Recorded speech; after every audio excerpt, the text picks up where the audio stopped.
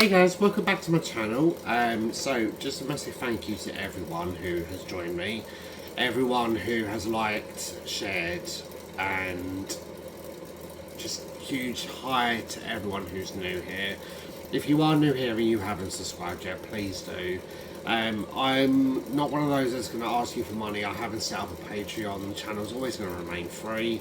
But a subscription is always free, so it will really be appreciated if you do. Now, with all that said and done, just get a few points across before we start the video. I know this is a story that is very well known around the world, and a lot of YouTubers, obviously, when they do start their career with the true crime field, they do tend to start off with cases like this. Now, the reason I wanted to do it is, I don't know about you guys, but I felt really disappointed in the Netflix series that was quite recent about Fred and Rose. For me personally, it didn't offer me anything new, and I don't know, it just didn't come across that well. And the other reason as well that I wanted to tell this story is the coverage that I've seen with the documentaries on TV, the other YouTubers who have done this case, they leave out a few details. I think this is a story that can't be told in a 40-minute video, in an hour video, whatever, because there's so much to it, and a lot of the times they do leave out vital information. Particularly for me, they don't go into detail who the victims were. They will mention the names, but they won't mention where they come from, who these women were, and these were people. They deserve the legacy. And this is the main reason I wanted to do this video. Now, obviously, I spoke the other day about, on my community page, about the year anniversary, which was meant to be last year. This was the video that I was alluding to when I kept talking about the year anniversary. And then I broke my phone and I lost all my data in regards of this case.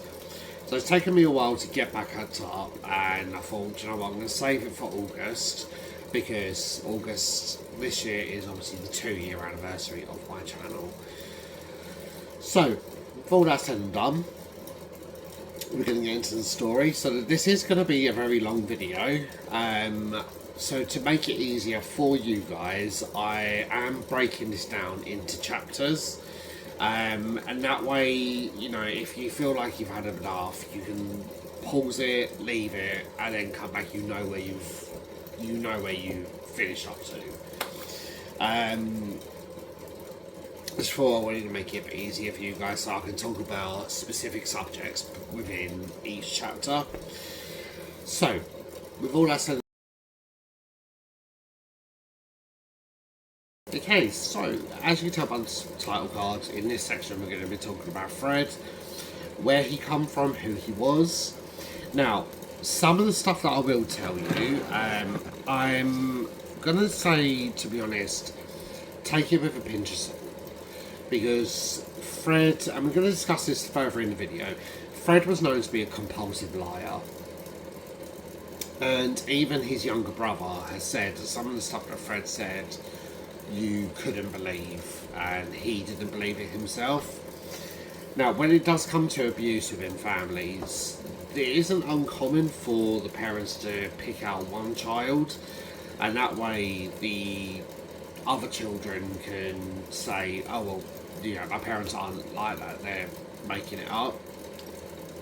So that could be the case, or it could just be the case of Fred's sick fantasies. We will never know, we're never going to know, but I just wanted to highlight that out. But I will talk about what Fred spoke about his childhood. So, Frederick Walter Stephen West, he was born the 29th of September in 1941, and he grew up in the village of Muchmarkle in Herefordshire. Now, he was the oldest surviving child of Daisy and Walter West. They previously had a daughter, they named Violet, but she only lived for a few hours after her birth, And then they went on to have Fred, John, Douglas, Daisy Jr., Gwendolyn, and Kitty. Another little boy was born to them somewhere in that mix, but he lived to be a few months old. Now, Daisy, she was said to have been Walter's second wife. He had previously been married to a woman who was 22 years older than him, but that marriage only lasted 2 years, and his first wife died under suspicious circumstances. Walter said that was because she was stung by a bee, and she died from the allergic reaction from that bee sting. Now, the family, they were really poor. Not surprising. You look at that time frame, 1941, throughout the 1940s into the 50s. A lot of Britain was obviously, they were coming out of World War II. There was a lot of hardships all around. So that didn't really surprise me, to be honest. They worked on a farm, and they were really close-knit and very, very protective of one another. Walter was said to have been a real disciplinarian, and he had reportedly interest in dark sexual behaviours. Fred often said that he witnessed Walter having very violent sex with young girls in the fields. And his mother, Daisy, she was said to have been very overprotective and very imposing. She would wear a thick leather belt, and she would whip this off and hit the children with it. Now, Fred was described as Daisy's favourite child because obviously he was her firstborn son. He was her first child to have survived. So she became very, very protective of Fred, and he became her favourite. So on the farm, the children were they were expected to look after the farm. So the girls would pick hops and strawberries, and the boys would harvest wheat, and they would hunt rabbits. But this sort of instilled a real hard-working ethic within Fred, and this followed him throughout the rest of his life. He picked up some really valuable traits from this. Fred's classmates, so when he got to school, Fred's classmates, they described him as really dim, he'd smell, very lethargic. He remained barely literate. He got into a lot of trouble while at school.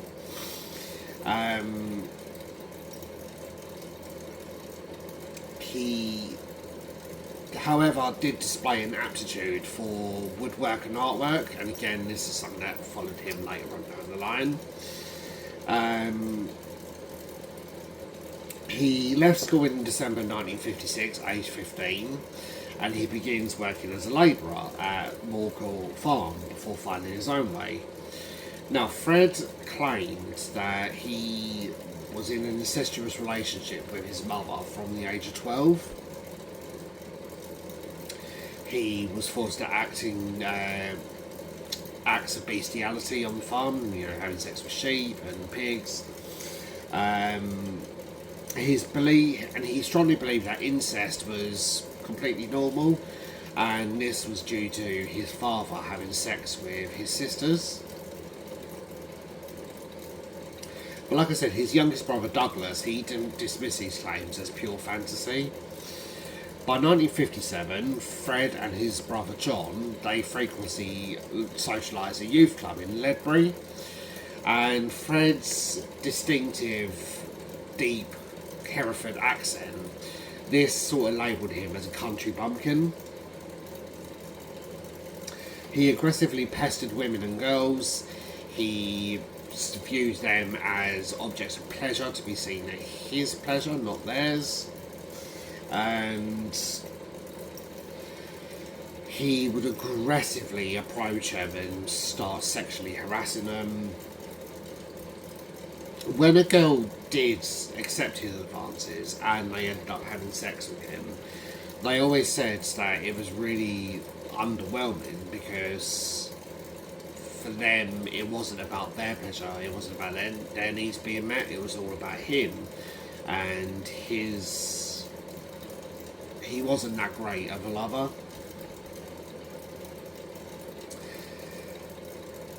At age of 17, Fred, he has an accident on his motorbike and this leaves him with a fractured skull and some other various broken bones, and he ended up being induced into a coma and was in hospital for quite some time. And this led him to have a lifelong fear of hospitals after this. When he woke up, family and friends, they noticed a distinctive change within his personality. He became a lot darker, he became a lot moodier. He had to have metal fixtures put into his head to hold his skull together. He was actually unconscious for 7 days and he had to walk with a brace for the next few months. And just 2 years after this incident, he suffered another head injury when he's on a fire escape outside a club and he's approaching this girl, he's groping her, she doesn't want it, she's not reciprocating, she tells him to back off, he doesn't, and she punches him. And she punches him that hard that he sort of stumbles back and goes over the railings and he falls 2 stories. In June of 1961, Fred's 13-year-old sister Kitty, now she tells her mum that Fred had actually been raping her from December the previous year and that now she was currently pregnant. Fred is reported to the police for this, he's arrested, and he admits to the police that he had been molesting young girls from quite a young age. And to him this was completely normal. He just looks at the police and he's like, doesn't everyone do this? Doesn't everyone do this for their families? And he was sent to the Herefordshire Assizes on November the 9th. Now, there's different sources and different things about his mother's reaction. So some sources say that she completely defended her son and alienated her 13-year-old daughter, but other sources say that she was completely disgusted by his actions. The most popular one was the fact that she was disgusted. She did prepare to testify in his defence, and Kitty was also due to testify, but she panics, she has a panic attack and she doesn't go through with it.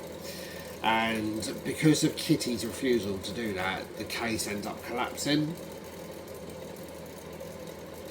Now all of the family, they end up disowning Fred, and his mother actually kicks him out of the household and he's sent to live with an aunt and uncle, Aunt Violet and Uncle Ernie. This was at a cottage called Daisy Cottage. By middle of 1962, Fred had actually reconciled with his family, his parents, sorry. Most of the family still didn't want to know him, but he managed to make it up with his mum and dad. Now in 1960, Fred meets a future wife. This was a woman called Catherine Costello. She actually went by the name of Rena, and she was born in Lanarkshire in 14th of April 1944. So the two meet at a dance hall in Muchmarkle and they go on to actually date for a few months. But Catherine then ends up moving with her family to Glasgow. The two then meet up again by chance 2 years later in September of 1962. Now Catherine had returned to the area after falling out with her family, and this was due to her being in a relationship with a bus driver who happens to be from Pakistan. back in the 1960s, before then, and a little while after, but there was not a good reaction for anyone to be in a multicultural relationship. I've spoke to certain people in my life about this, mixed race couples, and how long they've been together, and the fact that it was really difficult for them to be together because of people's attitudes. Now, the bus driver in question, he had actually got Rena pregnant, and she decides to keep the baby. It's mainly, I believe mainly it is due to the fact that in the 1960s abortions were actually illegal. Fred knows this, and he tells Rena that he's actually really adept at abortions, and he actually takes Rena to a secluded area in a forest, and he actually performs, or attempts to perform, an abortion on her. Luckily, they are stopped. They disturb a dog walker nearby. She comes to investigate, and she sees what's going on. Fred and Rena do a run for it. And not long after this, she gives birth to a little girl called, and they call her Charmaine. And this is in March of 1963. Now, to hide the truth from his family, because obviously Charmaine was mixed race, Fred tells his family that Rena had been pregnant with his child, but she sadly miscarried, had a late miscarriage, and to help with their grief, they adopted Charmaine. The Wests, so Fred, Rena and Charmaine, they end up moving back to Glasgow, and Fred begins working as an ice cream man. In July of 1964, Rena and Fred have their own daughter, Anna Marie. She later changed her name to Anne Marie. The family nanny, a woman called Isa McNeil, and the neighbours of the Wests, they recall Rena as being a really considerate mother, but she was obviously struggling to bring up the two children. Fred, however, treated the children harshly. He would keep them locked into bunk beds. He put bars across the bunk beds so they couldn't get out of it. They were only allowed out of the bunk beds whilst he was at work. Now, through Isa McNeil, the couple then meet a 16-year-old girl called Anna McFall. She was grieving the death of her boyfriend, and she effectively begins hanging out with Rena and Fred. Now, Fred admitted to have engaged in numerous affairs in the early years of his marriage. And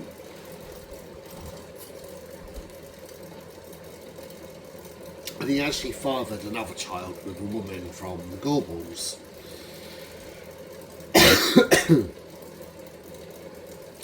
When Rena found out about this, she ends up having an affair of her own. This is with a man called John McLaughlin. On one occasion, Fred actually comes home and finds John and Rena together, and Fred walks up to Rena and he punches her.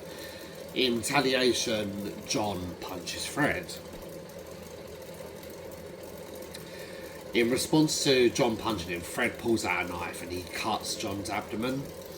And John punches Fred for a second time. And Fred just completely stops defending himself. And John later recollected this incident, and he said that Fred couldn't tackle a man, that he wasn't so slow in attacking women. So, he and Rena continued on with this affair. John becomes increasingly upset about Rena's black eyes, her bruises.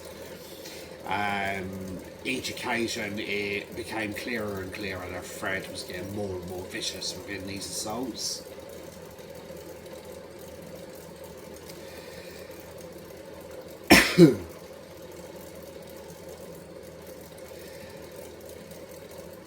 For each occasion that it became clear that Fred was hitting Rena, John would beat up Fred. In another instance, or another incident, John witnesses Charmaine, who was no older than about 2 or 3. She asked Fred for an ice cream from his van, and in response to this, Fred hits her, which causes John to hit Fred.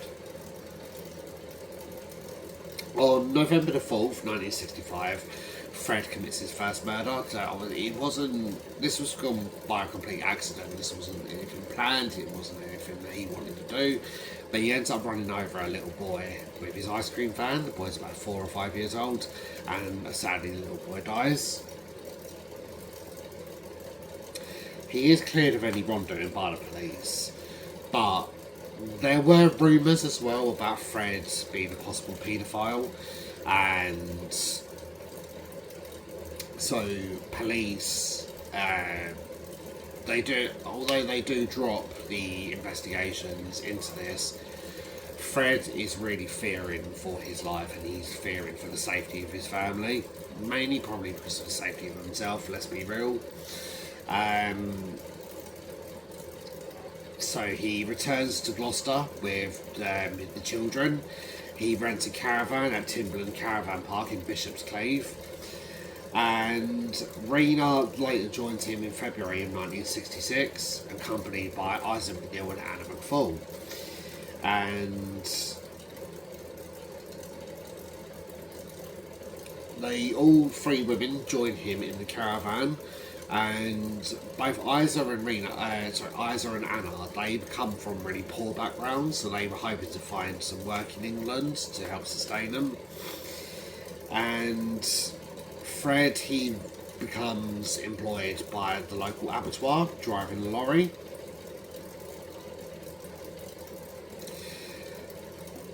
A little while later, after moving in, Fred becomes really dominant over the women. He begins having really violent mood swings, with Rena and Isa typically bearing the brunt of this. He physically attacks Charmaine more than one occasion, and this is another thing I want to point out. So I'm putting this in here, but if I'm honest, I don't believe this part ever took place. And I'm going to come on to that a little bit later, so bear that in mind. But it was said that he was reported to have begun sexually abusing Charmaine at this point. He encourages Rena to turn back into prostitution to supplement his income, and his sexual demands become more and more depraved as the times go on. One day, Rena, she's just had enough. She calls up John McLaughlin and she begs him to come help her. So together, John, Rena and Isa, they devise a plan. So John and Isa's boyfriend, another John called John Trotter, they secretly drive to Bishop's Cleeve in John's car and discreetly take Rena, the children and Isa back to Scotland. However, by this point, Anna McFall, she's become completely besotted with Fred. And Fred even gave her the false promise of marriage. She later finds out about Rena and Isa's plans, and she goes and tells Fred.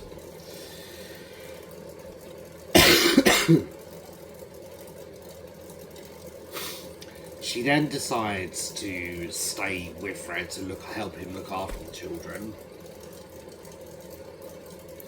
So on the day comes, both the Johns come, they get Rena and Isa into the car, there's a little bit of a scuffle. Fred refuses to let the children go, and Rena has no choice, she has to get out of there. She knows that something bad is going to happen, and she sadly has to leave her children behind.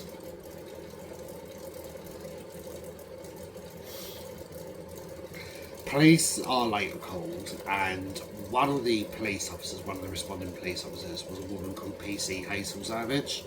Now she becomes a key figure later on as well, and she later remembered this altercation when she came to investigate the West case later on in 1994. Now, the 2 Johns, Isa and Rena, they left, Fred threatens to kill Rena if he ever sees her again. Now, he doesn't follow through with this initially, so Rena does make multiple trips back. Mainly, obviously, to see her daughters and to try and sort out something for the daughters to come live with her. And despite maintaining her friendship with Anna McFall, Rena soon begins to resent her presence around her children. And in an act of resentment, Rena steals some belongings from Fred's caravan. She returns to Glasgow, but she's arrested. This case goes to trial, and after this, Anna McFall moves into the caravan. She becomes pregnant with Fred's child, and Rena alternates between living with Fred to help her daughters, but also living with John in Glasgow.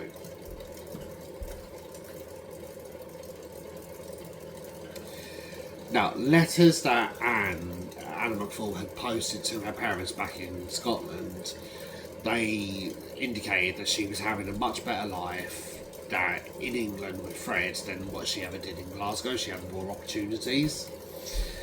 And she tries to persuade Fred to divorce his wife and marry her. Sadly, in 1967, heavily pregnant Anna McFall, she's murdered by Fred. She was carrying a little girl at the time, and the little girl was buried with her. We're going to come back on to that a little bit later. And then a month after her death, Rena returns back to the caravan. She decides to actually give Fred another chance. And initially, all works out really well. Like, Fred is the Fred that she remembers. But after only a year, Rena once again walks out, and she again has no choice but to leave the daughters in his care. So Fred he needs help looking after them. He can't go out to work while he's got two young daughters. So he places them into the social services care.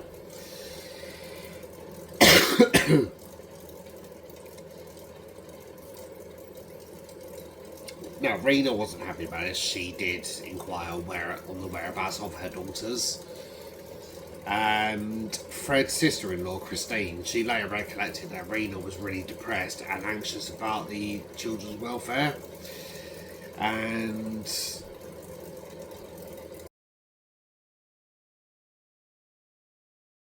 so in this section we're going to be looking at Rose and who Rose was. So, Rosemary Pauline Letts, she was born on the 29th of November in 1953. She was born in Northam in Devon. This was to her parents Bill and Daisy. And she was the fifth of 7 children born to the poor family. And during her pregnancy with Rose, Daisy suffered from manic depression. And because of this, she was given electroconvulsive therapy. This was during and immediately after her pregnancy had ended. And it was said that this may have contributed to some of Rose's later behaviours.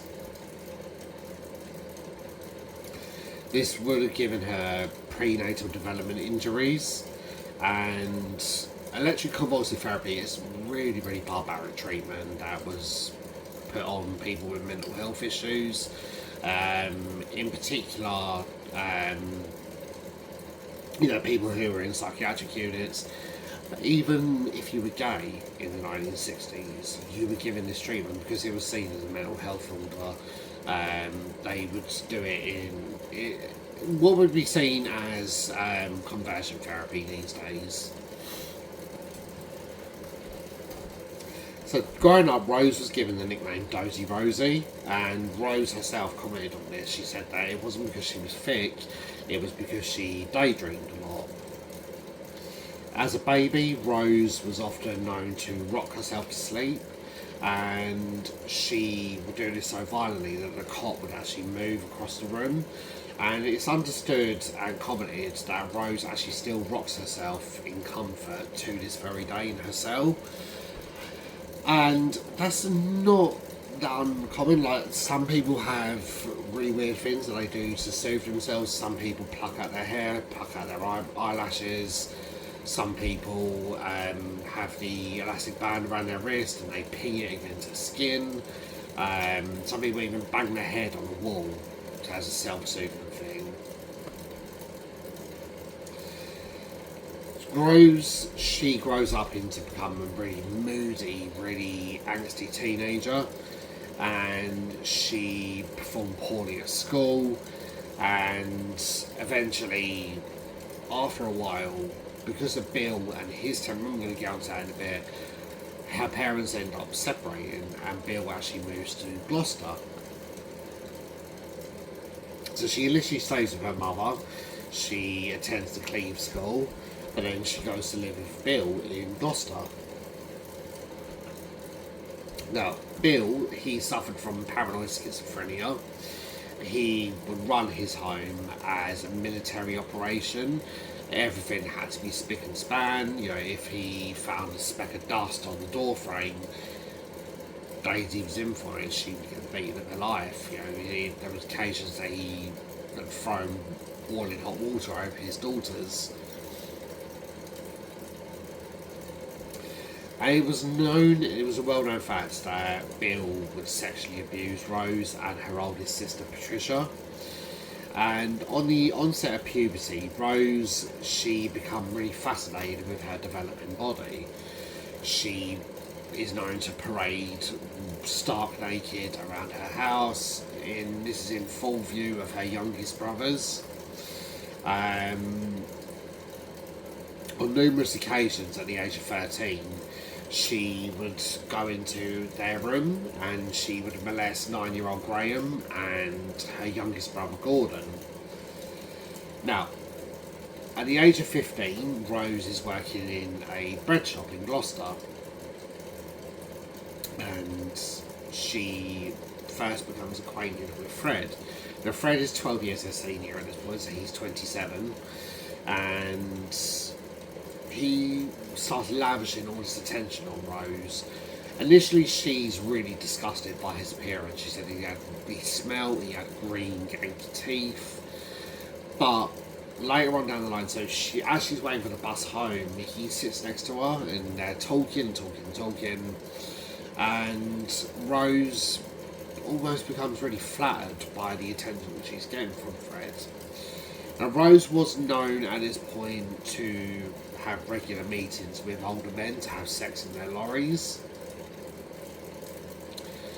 She kind of was known to enjoy the attention of older men. I think that is probably due to her father abusing her from a young age, and she's got this twisted ideology about sex from older men. So they meet in 1969. Now, Rose, initially she refuses to go on dates with Fred, but eventually after being asked, she does agree to it. So he finds out, obviously, that she's working in this bread shop, and he persuades people to go in with gifts for her, and eventually this wears Rose down and she agrees to go on the date. This is when Rose then begins a sexual relationship with Fred.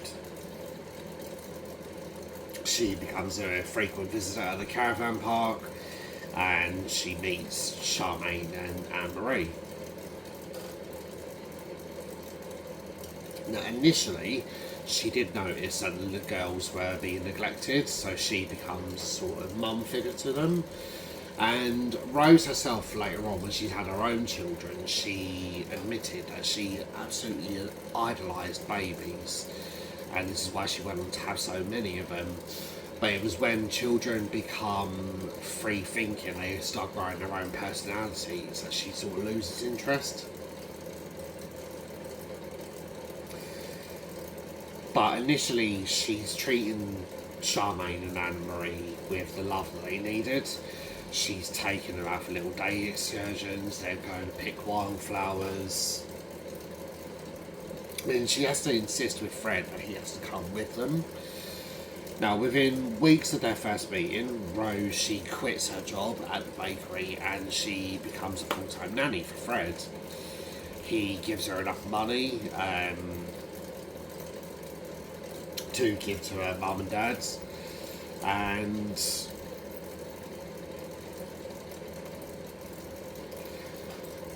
this is under the disguise that she's still working at the bread shop. Now, several months later, Rose introduces Fred to her family. Understandably, her family are completely shocked by her choice of partner, mainly because of the age difference, but also because of Fred's appearance. Daisy, she was unimpressed with Fred's boastful and arrogant behaviour. She quickly cottons on to the fact that he's a pathological liar. She almost immediately sniffs him out. Bill, he hated Fred, and he even threatens Fred directly and says, if you don't stop seeing my daughter, because obviously Rose was 15 at the time, he says, you need to stop seeing my daughter, otherwise I'm going to contact the police. And Rose doesn't listen to him, she's still seeing Fred. So Rose is actually put into a care home for young women. As soon as she reaches 16, she leaves the care home and she returns back to Fred.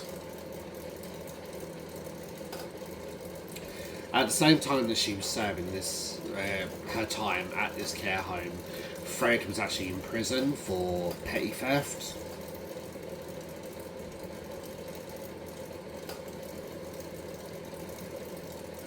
So Rose, as soon as she's 16, she returns home for a short while, but then she goes to live with Fred. And she's looking after the children. Bill makes one final effort to prevent Rose from seeing Fred, and she's sent to a doctor to be examined, and the doctor confirms that she is in fact pregnant. So at this point she's 16 years old.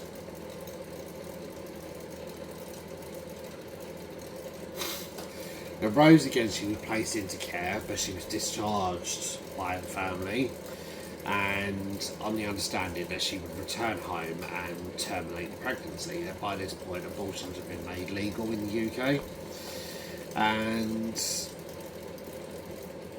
instead Rose, she decides that she wants to live with Fred full time. She wants to have this baby.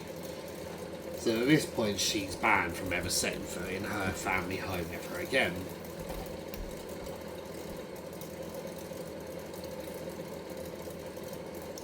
Not long after this, the couple, they leave the Cheltenham flat and they relocate onto the ground floor flat of 25 Midland Road in Gloucester. 17th of October 1970, Rose gives birth to her daughter Heather. Now, there is a little bit of speculation that Heather was actually fathered by Bill. Again, this hasn't been proven. There are numerous sources depicting this, that Heather was Bill's daughter, but there's no way of ever being able to prove this. Again, 2 months later, Fred, he's sent to prison for theft, and he remains in prison until the 24th of June 1971. So as he served this 6.5 month sentence, Rose, she had just turned 17, she's looking after the 3 girls, and Charmaine and Anne are being told to refer to Rose as Mum. Now, I'm not going to go on and defend what Rose goes on to do with the children. All I'm going to say is, obviously, it would have been extremely difficult for her. You know, she's 17 years old. She's looking after 2 children now, not hers biologically, and she's got a newborn daughter. It doesn't excuse any of her behaviour, that, and she does treat the children incredibly harshly. Now, according to Anne-Marie, she and Charmaine, they were frequently subject to physical and emotional abuse under the time they lived under Rose's care at Midland Road. Now, Anne-Marie, she said that she was more submissive. She would give in, she would cry. Charmaine would infuriate Rose. She would refuse to cry. She would refuse to call Rose mum.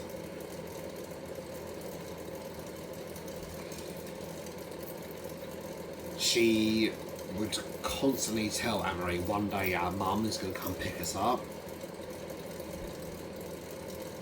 And Anne-Marie recollected that Charmaine would repeatedly antagonise Rose by saying things such as, my real mum wouldn't swear or shout at us. And this is because Rose was known to have a very, very colourful language. Now, a childhood friend of Charmaine's, her name was Tracy Giles, and she lived in the upstairs flat of Midland Road. She recollected an incident in which she enters the flat unannounced, and she walks in to see Charmaine standing naked on a chair. She was gagged and had her hands bound behind her back with a belt. And Rose was standing behind Charmaine with a large wooden spoon and was beating her. Charmaine was said to have been really calm and unconcerned, and Anne-Marie was standing in the doorway watching this beating with a really blank expression on her face. Hospital records revealed that Charmaine had received treatment for severe punch. So in this section we're going to be looking at Fred and Rose's marriage and the lead up to their life as murderers. So 29th of January 1972, Fred and Rose, they get married. The ceremony takes place at Gloucester Register Office. Fred, he lies on the form, he says that he's a bachelor. No family and friends were invited apart from Fred's brother John. He acted as best man, and several months later, Rose becomes pregnant with her second daughter, May. So the couple with the growing family, they move out of Midland Road to address nearby, which later became 25 Cromwell Street. Now initially, the three-storey home was rented from the council. Fred later buys the property from the council for £7,000. Now, to facilitate the this financial agreement, Fred, he makes massive changes to the house, and the upper floors all become bedsits for travellers and things like that, just to supplement income. The very top floor of the house, it became like a 2-bedroom flat, and this later became synonymous with another part of the story, which we're going to get into. And the lower part was the family room. The cellar is where the children slept.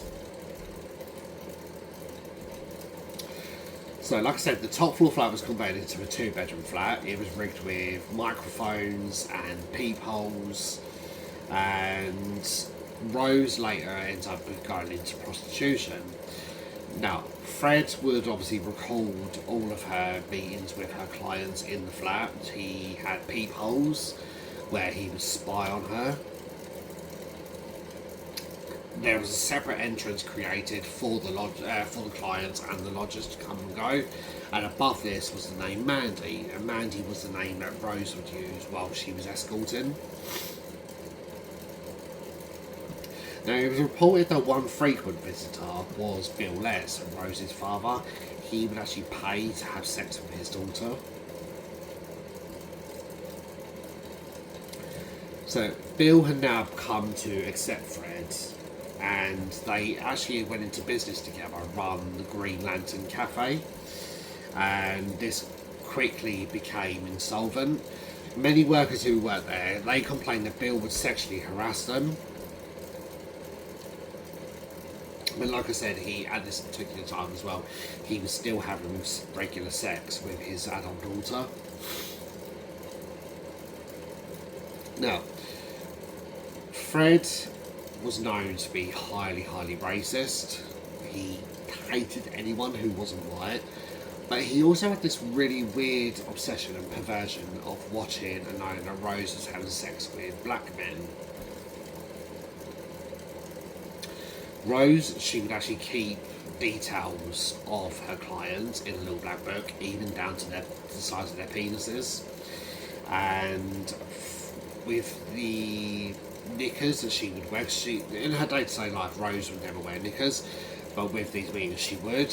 And once they were coated in enough semen and body fluids, she would actually store them in jars. And with the means, Fred would take the condoms out of the bin, and with the aid of copper piping, he would try and artificially inseminate Rose. When not in use, the key to this flat would be kept around Rose's neck. Now, the West went on to later have quite a large amount of children between them, and we're going to go into the children a little bit later. When they reached the age of 7, they were assigned numerous daily chores to perform in the house. They weren't allowed to socialise,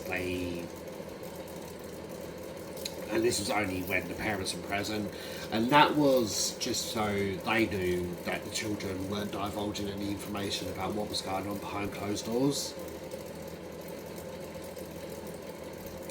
Now, the children, they were scared of their parents, and the vast of their punishments were inflicted by Rose. Very occasionally it would be Fred, but Rose was known to be the worst, and even Fred would step in on some occasions and say to her, "Rose, that's enough, like, calm down."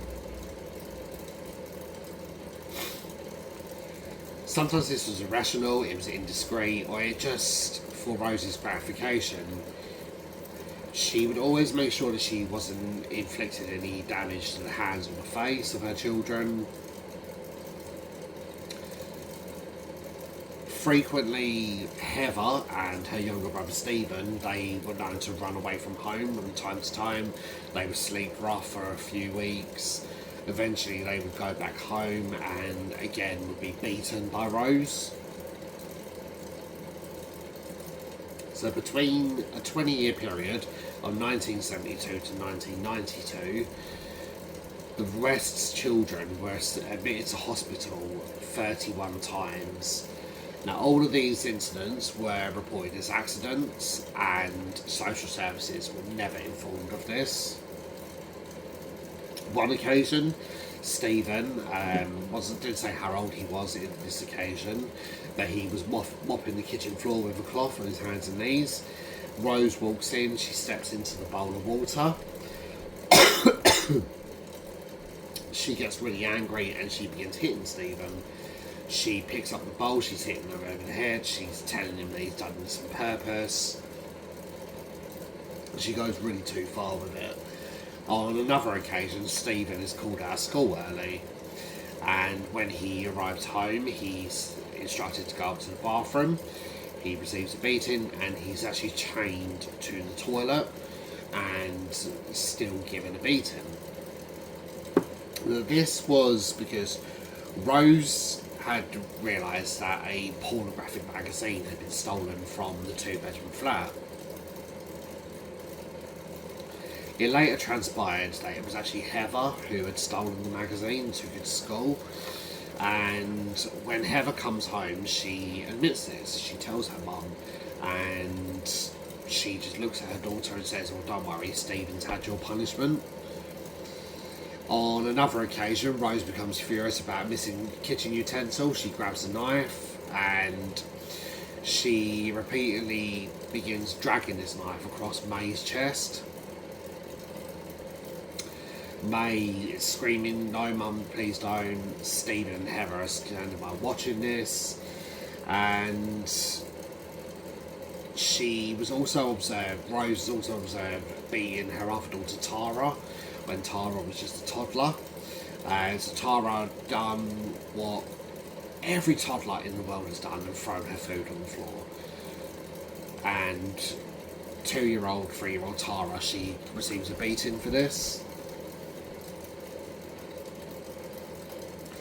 So like I said, on numerous occasions when he felt that Rose had gone too far, Fred would stand in and tell her that enough was enough. And even Fred himself, he became the recipient of Rose's anger.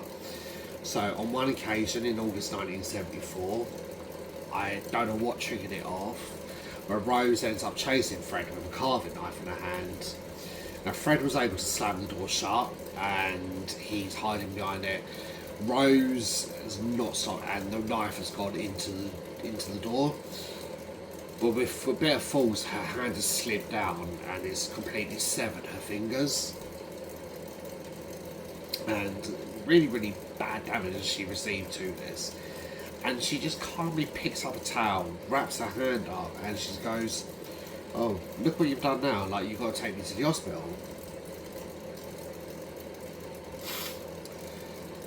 Now, sadly, Fred had a sick perversion with his children, and he, on numerous occasions, he told them that they would be broken in by him, their firstborn children would be fathered by him. This was to his daughters. And he told his sons that once they reached the age of 17, they would have to lose their virginities to Rose.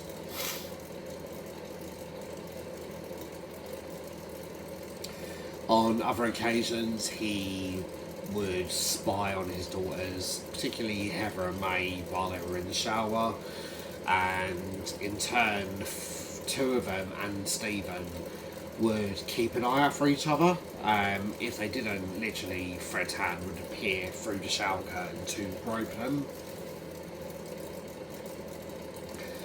But May, she went on to detail in her own book that if it wasn't for these perversions, if it wasn't for the compulsive liar aspect of him, Fred would have made the perfect dad and the perfect husband.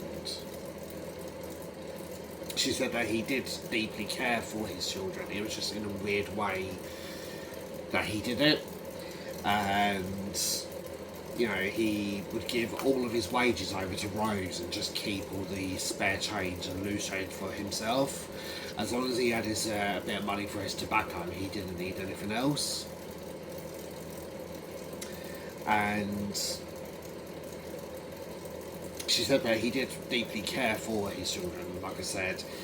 She recalls one silly incident where Fred was repairing a light and he performs a fake knighting ceremony on her. So he's holding the light down and he's, you know, I knight thee, Mae West, blah blah blah. And the bulb explodes and it showers Mae with a load of glass, and Fred really panics. He's worried that he's hurt his daughter.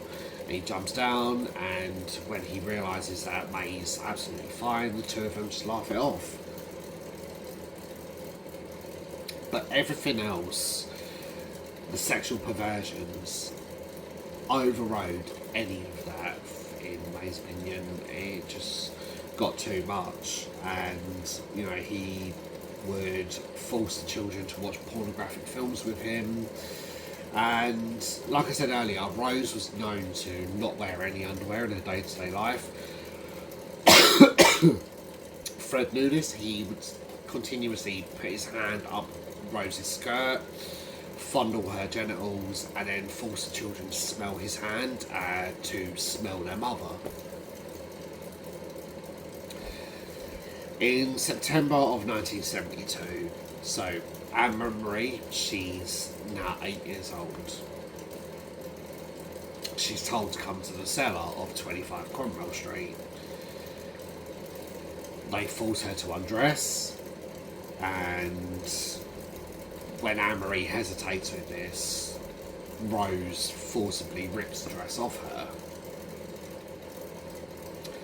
She's then restrained and she's severely raped by her father.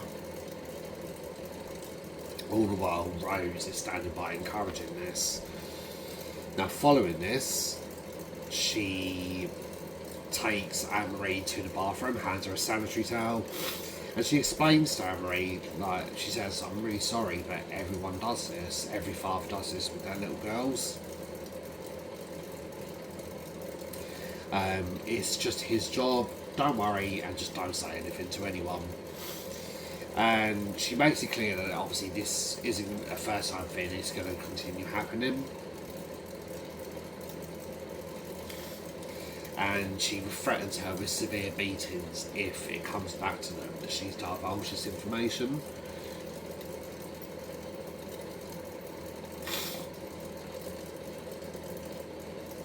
Rose, she also would sexually abuse Anne-Marie herself, and she would take extreme gratification in degrading Anne-Marie with acts such as binding her to various items of furniture, encouraging Fred to rape her, and she would force Anne-Marie to wear a miniskirt whilst doing household chores. Underneath this miniskirt was a weird sort of bondage contraption that Fred had invented, where it was kind of like a belt and it was like something in the middle with a dildo attached to it, and this would be inserted into Anne-Marie while she was doing these chores. She was about 13 years old. Now, from the age of 13, Rose encourages Anne-Marie to go into prostitution like she has. And this is under the guise that Anne-Marie's 16 years old. Rose was always present in the room when these acts concerned, and this was just to ensure that Anne-Marie didn't divulge her real age to the clients. On another occasion, around the age of 14, Rose takes Anne-Marie to the local pub. She insists that Anne-Marie drinks several glasses of wine, and Anne-Marie does get incredibly intoxicated. Several hours later, Fred arrives at the pub to collect them both, and Anne-Marie said that whilst in the pub, Rose was kind of like a friend. You know, they were sitting there laughing, chilling, joking, drinking, and literally as soon as they leave the premises and get into the van, Anne-Marie's bundled into the back of it, and she receives a beating from Rose. And Rose says to her, "Do you really think that you could be my friend?" And it's in the back of this van. Anne-Marie is sadly sexually assaulted again.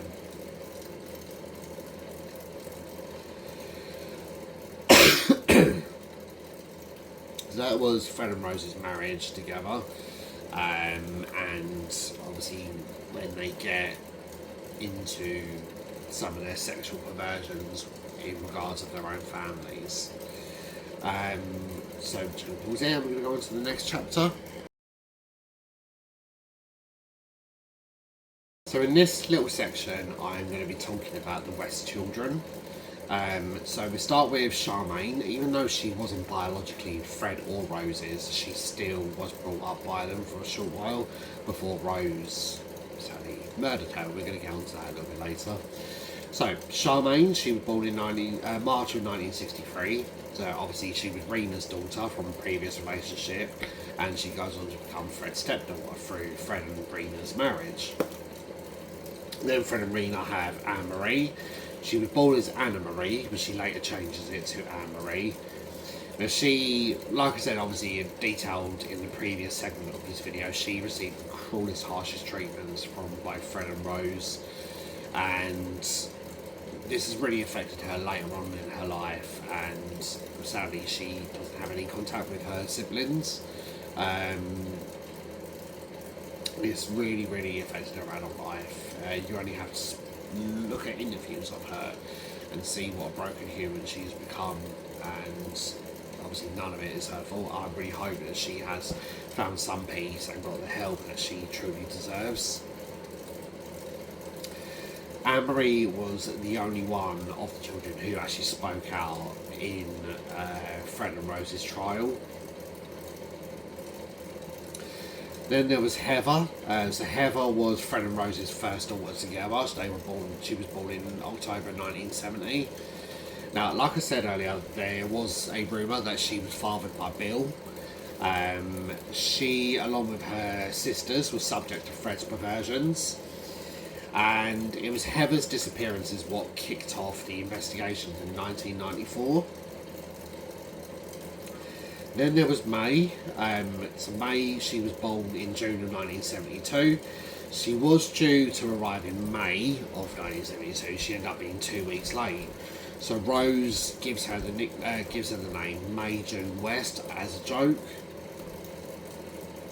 She later on decides to remove June from her name, and she changes the spelling to M-A-E to emulate the actress Mae West.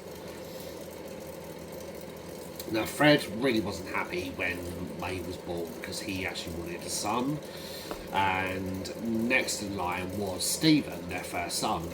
He was born in late of 1973, and he was obviously their first son, and he was said to have a really close relationship with Fred than he did with Rose. He goes on to later to absolutely despise Rose. Now, after the trials and everything, when Rose gets sentenced and Fred obviously goes on to commit suicide, Stephen faced his own problems, and reading this, I did feel a little bit sorry for him, I'm not going to lie, but it doesn't excuse what he goes on to do. So he ends up, later on down the line, serving a 9-month sentence after he pleads guilty to having sex with a 14-year-old girl on a number of occasions. And he says during that he feels like he has a little bit of his dad in him. Like I said, I do feel a little bit sorry for him, not too much, but just a little tad. Because you only have to look at that upbringing and you realise it's going to create a broken human. After Stephen was Tara. So she was born in 1977. Now, she believes that she avoided most of the sexual abuse suffered by her siblings because Rose felt sorry for her. Basically because of the way that she was conceived. So Tara was conceived through one of Rose's clients, particularly a black man, because Tara is mixed race. She is a mixed race woman. And she also said that Fred had no interest in her because she wasn't his biological daughter, but also because Fred was incredibly racist. Now, remember earlier in the video when I spoke about Charmaine, and there was a rumour that Fred had been sexually abusing Charmaine, and I said that I didn't believe it, and this is why. Because Fred was racist. So he had no interest in obviously touching Tara. So I believe the same with Charmaine, if I'm honest, and also because of the fact that both of those girls were biologically his. To try and disguise the fact that obviously what Rose was doing, that Rose was prostituting herself, Fred concocted a bizarre claim. He said that his grandmother was a black woman and therefore Tara was a product of that, so he would label Tara as a throwback. If you're not sure what a throwback means, it's very outdated terminology. I remember it being said when I was a kid. Obviously, understand me, not so much anymore these days. But it just genuinely means that somewhere down the line, a couple may have had a black ancestor, like a white couple would have had a black ancestor, and their baby comes out with a bit of a darker complexion, and this is what people used to call a throwback. Tara was actually named after the hotel that she was conceived in, and in 1992, at the age of 15, she's taken into care, and she isn't allowed any contact with her parents or siblings from then on, but she would frequently run away from this care settings to see her older sister May. Next in line was Louise. She was born in 1979, and she's the one, we're going to come on to Louise in a bit, but she was the one that really kicked off the investigations. She reports the abuse in 1992, and this is what leads to the investigations of finding Heather's body and uncovering the rest. So she's 13 years old in 1992 when she's taken into care. After Louise, there was another boy, Barry. He was born in 1980 and he was named after Barry Island in Wales. And this was reportedly Fred and Rose's favourite holiday destination. Barry said that he was actually witness to Heather's murder in 1987. He stated that he saw Rose stamp on Heather's head until she no longer moved. Later on in life, Barry lived under a new identity, so all the children after Tara, they received new identities. And he was, for the rest of his life, he faced really crippling drug and alcohol addictions, and this meant he lived in facilitated care facilities for the rest of his life.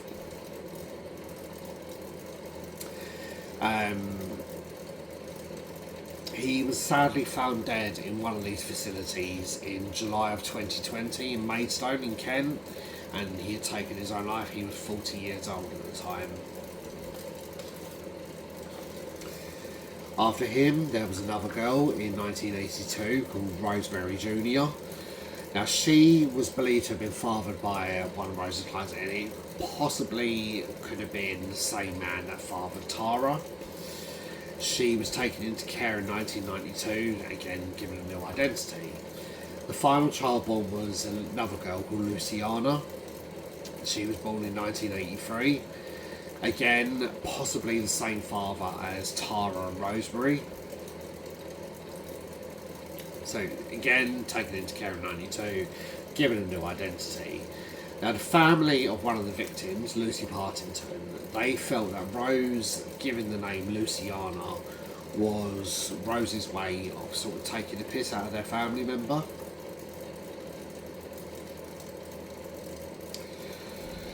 So again, we're going to pause there and we're going to go on to the next section of this video.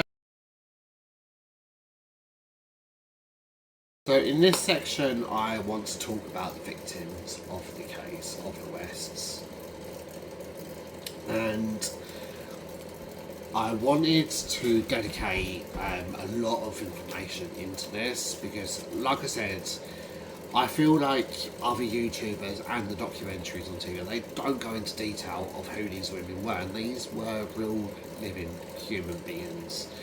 I'm not going to go into a lot of detail of what happened to them. All I do know is that they eventually all met the same end. You know, most of them were led down into the cellar, they were chained up and, you know, abused over a number of days and weeks until finally their bodies gave in and they were sadly dismembered and parts of their bodies were kept. That's as much as I do know about how they ended up dying. So the first victim was Anne McFall. So she was 18 at the time of her death. She was 8 months pregnant with Fred's child, who was a daughter. She was never reported missing, but her dismembered remains were found buried at the edge of a cornfield between Marshmarket and Kempley in June of '94. Her limbs have been disarticulated, many of her finger bones were missing, and her unborn daughter may have been actually cut out of her womb as she was murdered. Now, Fred initially denied that he had killed Anne, but he confided to one visitor following his arrest that he had stabbed her to death following an argument. Now, this was inconsistent with the fact that her wrists were found with sections of a dressing gown cord wrapped around them, and this suggested that she had been restrained prior to her death. Rena Costello, obviously Fred's first wife, she had been murdered by strangulation, and this was possibly in the backseat of Fred's car, and this was possibly while she was highly intoxicated. Her body was discovered, a short length of metal tubing was found in her remains. So this left a possible explanation that she had been sexually abused prior to her death. Rena's body was extensively dismembered. She was placed into her plastic bags, and she was buried close to a cluster of trees known as Yew Tree Coppice, Letterbox Field. It's about 1 mile from Muchmarkle. In 1968, Mary Bastone, she's 15 years old. She's a teenage waitress at a cafe that Fred frequented. What they do know about Mary is that she was abducted from a bus stop at Bristol Road in Gloucester. Fred confessed to police he had actually killed Mary after raping her in the back of his car. It's believed that he buried her in Bishop's Cleeve. Now, police were unable to charge Fred with this crime as they had no evidence, and Mary's body has never been found, even to this day. Now, in May 2021, police announced their intentions to excavate the grounds of a cafe in Gloucester. Now, this was on the grounds of Bill and Fred's former cafe, the Green Lantern, and they extensively searched it. They searched literally everywhere. There were still no signs of Mary. Now, at the time of her disappearance, Mary had actually worked in the cafe. This is before him and Bill took it over. And he was also known to have conducted some drainage works in the cafe in July of 1967. But like I said, obviously Mary's body sadly has never been found. Now, Rose is believed to have killed Charmaine shortly before Fred's prison release date in June of 1971. She is known to have taken Charmaine, Anna Marie and Heather to visit Fred on the 15th of June. Now, it's believed to be after this day, very shortly after this day, that Charmaine was murdered. And this was further detailed when Charmaine's body was eventually found. Forensic odontology, they confirmed that Charmaine died while Fred was in prison. Further testimony from Tracy Giles and her mother Shirley corroborated the fact that Charmaine had been murdered before Fred had been released on the 24th of June. And Shirley stated, when she gave evidence at Rose's trial, that she and her family had lived in the upper flat at Midland Road in 1971, and her two daughters had been playmates of Charmaine and Anne-Marie. She stated that after her family vacated the upper floor in April '71, she actually brought her daughter Tracy to visit Charmaine, only for Tracy to be told by Rose she's gone to live with her mama, bloody good riddance, before having the door shut in her face. Now, Shirley was adamant that Fred was still in prison at this time, and Rose would explain Charmaine's disappearance to others who asked, by just basically saying that Rena had come to collect her daughter,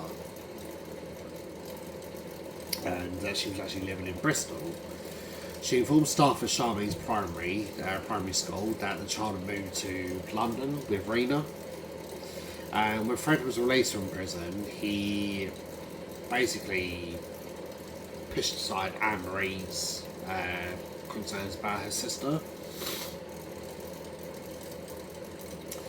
And in her autobiography, Anne-Marie said that when she asked about why her mum had never took her and just took Charmaine, Fred would tell her that she wouldn't want you, love, you're the wrong colour, and obviously alluding to Charmaine being mixed race.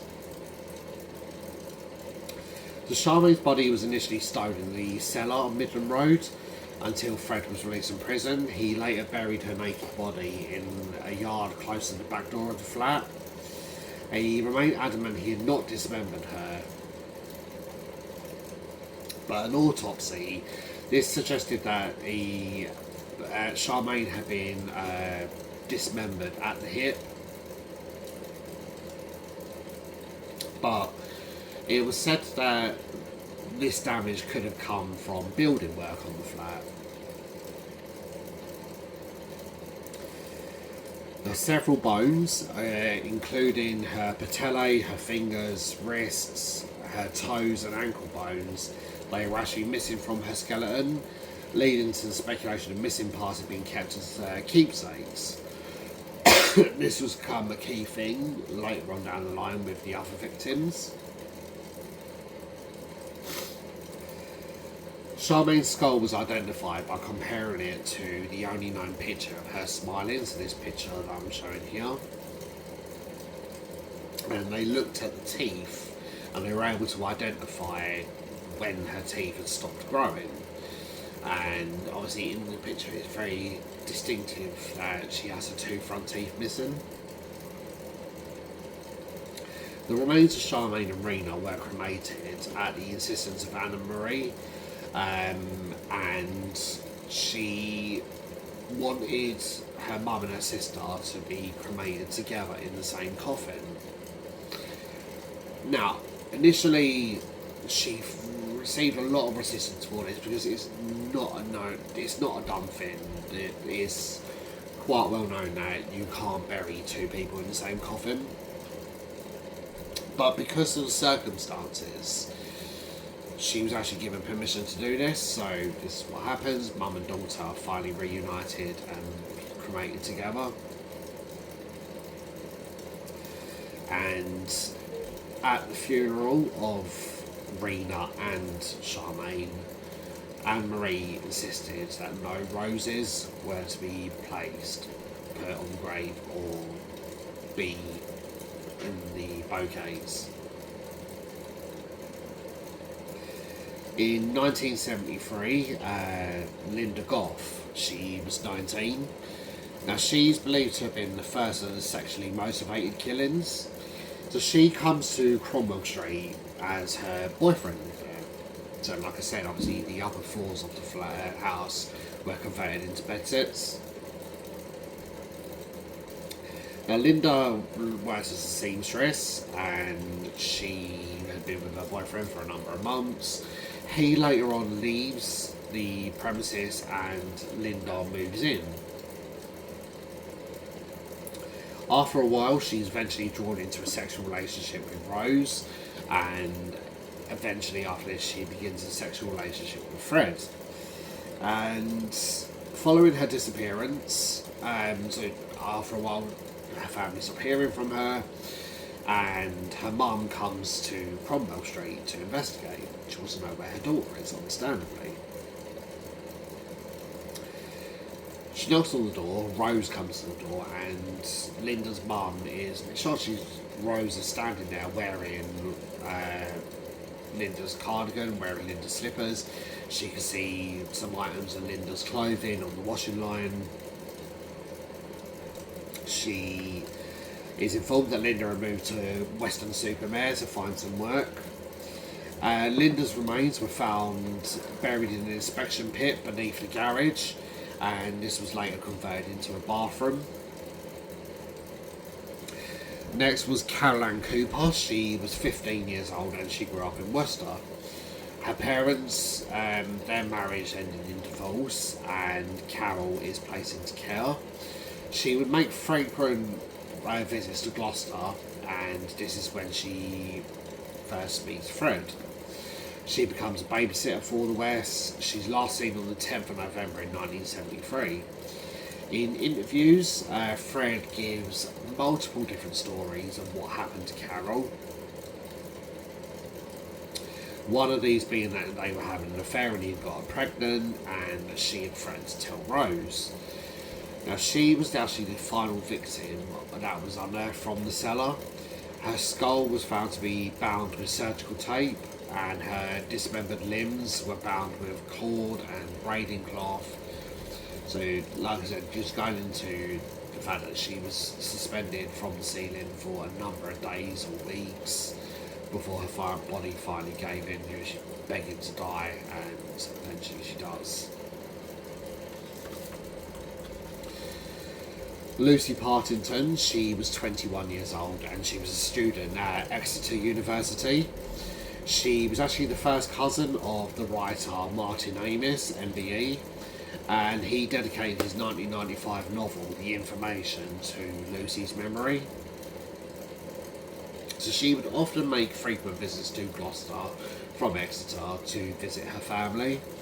And on the 20th of December 1973, she leaves to go visit a friend in Cheltenham. She goes to catch a bus and she returns home around 10 p.m. Now, a few days after that, she eventually vanishes, she disappears. And Fred never gave an honest reason as to what happened. Other than that, he had known her for some time, they had an affair, and he was scared that Rose would find out about this. But the prosecutors knew this was a lie, and that Lucy was a complete stranger to the Wests. Her precise date of death may have been 1 week or a week or a half after her disappearance, as Fred, around this time, he admits himself into hospital with a severe laceration to his right hand, and this was possibly sustained as he had dismembered her body, and she was found in the cellar on Cromwell Street on the 6th of March 1994. In 1974, Teresa Sagenthaler, she's 21 years old. She was a sociology student at Greenwich Community College, and she was last seen on the 16th of April 1974. She was born in Switzerland and came to live in the UK when she was 11 years old. In his interviews, Fred referred to her as Dutch Girl or Tulip. Now, Teresa had actually set off from Greenwich to make a journey to visit some friends in Ireland. And her journey had actually taken her through Gloucester as she was on her way to Holyhead. And Fred claimed to have spotted her hitchhiking near Evesham, and he gave her a lift back to Cromwell Street. And his reasoning for taking her back to Cromwell Street is he wanted to conduct a sexual experiment on her, and as he had put it, this experiment went wrong. What we do know is that Teresa, obviously, she ended up dying because of this experiment, but the story on what happened changed multiple times. She was reported missing to Scotland Yard by her family in Switzerland, and Fred later concealed her remains by building a false chimney breast over her grave. Then there was Shirley Hubbard, who was 15 years old. She was last seen in November of 74. She was born in Worcester and was described as coming from a broken home, so her parents had divorced. She ends up running away from home and she ends up meeting Fred. She ends up lodging with the Wests. Now, as with Caroline Cooper, he claimed to have known Shirley for quite some time, and that he had actually got her pregnant, and she had threatened to tell Rose about this pregnancy. Shirley's dismembered remains were found in a section of the cellar known by the family as the Marilyn Monroe area, and her head had been completely covered in tape with some rubber tubing inserted into her nostrils. There was no evidence to suggest that she was in fact pregnant when she died, or if she had had a miscarriage prior to that. In 1975, Juanita Mott, she's 18 years old, she's last seen in April of that year. In interviews, Fred referred to her as the girl from Newent, as this is where she had grown up. Juanita was hitchhiking on the B4215 when she's picked up by Fred. Juanita, she was also from a broken home, and she was known to have already lived in a number of bedsits around Gloucester, and eventually she moves into Cromwell Street. But later on down the line, she's really struggling to get her rent together, and Fred basically says to her, gives her a proposition, well, you could pay the rent by having sex with me. she's later murdered in the cellar, and her body is actually burned and cremated before being buried. 1978, there's 18-year-old Shirley Robinson. She was last seen in May of that year. Again, she'd come from a broken home. She had been in care from the age of 14. In 77, she left care and she takes a job at the Green Lantern Cafe. And she ends up lodging with the Wests while she's working at the cafe. Now she begins divulging information. She's telling Fred that she's having a bit of problems with Bill, obviously Rose's father, who was co-owner, and that Bill was pestering her for sex. She struck up a close friendship with Jane Hamer, who I'm going to talk about in a minute, while she's lodging there, and she's actually 8 months pregnant with Fred's son at the same time that Rose was pregnant with her daughter Tara. But Fred had originally planned to sell Shirley's baby to a childless couple, and images were taken of Shirley and Fred together for this arrangement. However, Rose was absolutely furious about Shirley's pregnancy. She wanted Shirley gone, she wanted Shirley out of their lives, and her remains were found in the garden beside her unborn son. Fred admitted to killing Shirley, but he insisted that Rose had nothing to do with this. 1979, 16-year-old Alison Chambers. She's last seen in the August of that year. So she had been born in Germany sometime after that. She moved to Swansea with her family, and she was then taken into care. She was living at Jordan's Brook Children's Home in Gloucester, and she became friends with lodgers in Cromwell Street, and she was actually quite a regular visitor to Cromwell Street.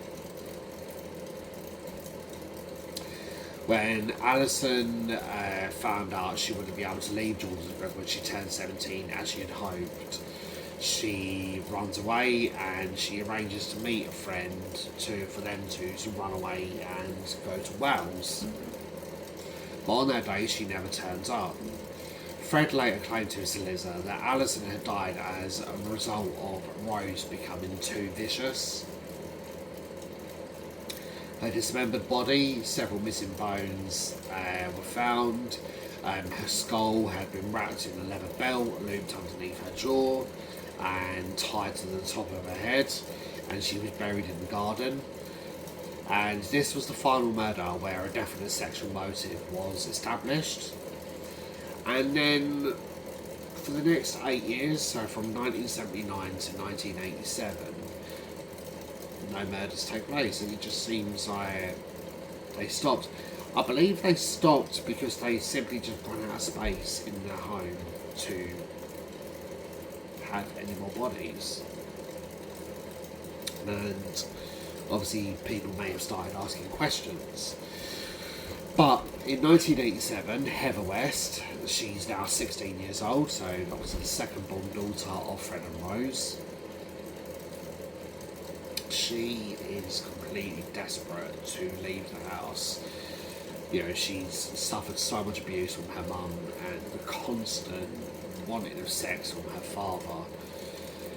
It's completely wore her down, and Heather was known to have dreamt about living a nomadic lifestyle. She wanted to live in the Forest of Dean, and she would often write down FODIWL, which stood for Forest of Dean, I Will Live. Heather was known to fight back against Fred when he got particularly too pestering for sex with her. She would fight back, and Fred took this as a personal insult, and he would actually say that she was a lesbian. He eventually tells her that she has to leave home because he doesn't want her lesbian ways to influence her younger sisters. So Heather, she begins applying for jobs, and she's initially successful. She gets a job as a holiday park cleaner at a caravan park. This means that she would be away for the summer at least, and she'll be able to find something else for the winter. Sadly, this job falls through, and Heather cries herself to sleep.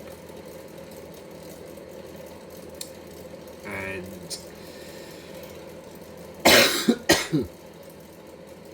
the next day, she's attending a party hosted by her sister Anne-Marie. For her, Anne-Marie's now left home. She's got her own family. She's had children. She's married, and she reported some really bad behaviour in regards of Heather at the party. Heather obviously goes home. She's absolutely in distress. She cries herself to sleep.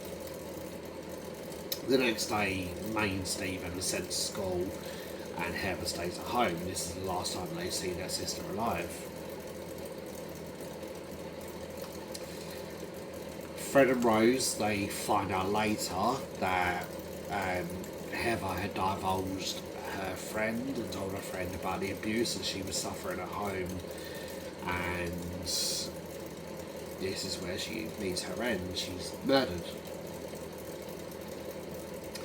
Fred claims that he hadn't intended to kill his daughter, but carpet fibres found on 2 lengths of robe were discovered with her remains, and this was suggested that she'd been restrained and subjected to a sexual assault prior to her murder.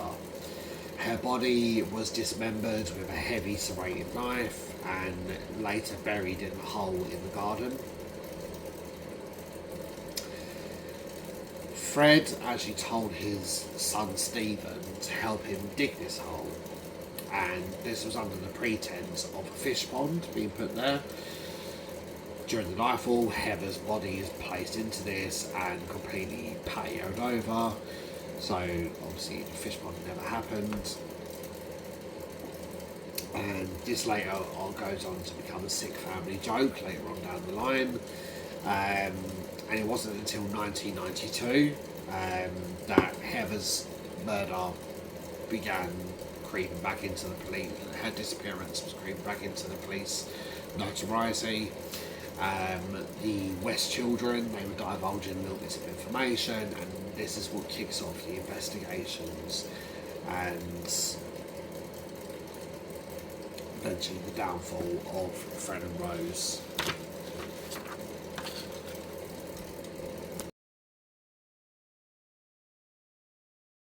Before we get into the downfall of Fred and Rose, I want to talk about 2 incredibly brave women, one of whom was an intended victim and one of whom could have been a victim.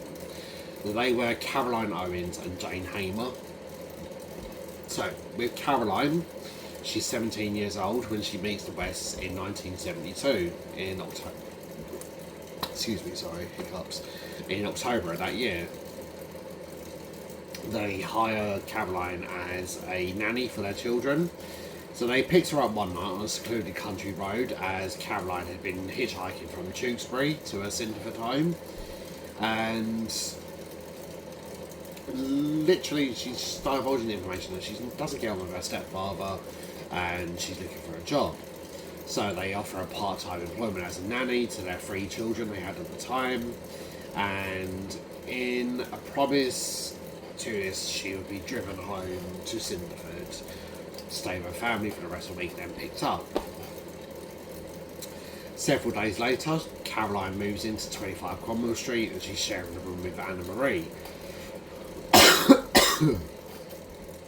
And Caroline quickly noted that Anna-Marie was really withdrawn at this time, and she was really shocked on one occasion when Fred made a remark about his daughter and told Caroline that Anne-Marie was no longer a virgin. Anne-Marie was 8 years old at this point, and we already know that Anne-Marie was first sexually abused by her father when she was 8 years old. When Caroline becomes really incensed by this, she presses for more information. So Fred quickly conducts this bizarre story that Anne-Marie was riding a bike that had no seat on it. There was an accident and she ended up being impaled by the exposed metal. Now, Rose had begun to engage in prostitution at this time, and she explains to Caroline that she was actually working as a masseuse. This was after Caroline questioned her about the stream of men that were coming in and out of the home. According to Caroline, Fred also claimed to be skilled in performing abortions, so obviously something that we touched on earlier with Rena. And she noted that Fred just talked about sex incessantly. Suspicions to his sexual overtones were further heightened when Fred boasted that many of the women that he claimed to have performed abortions with successfully would pay him back with sex.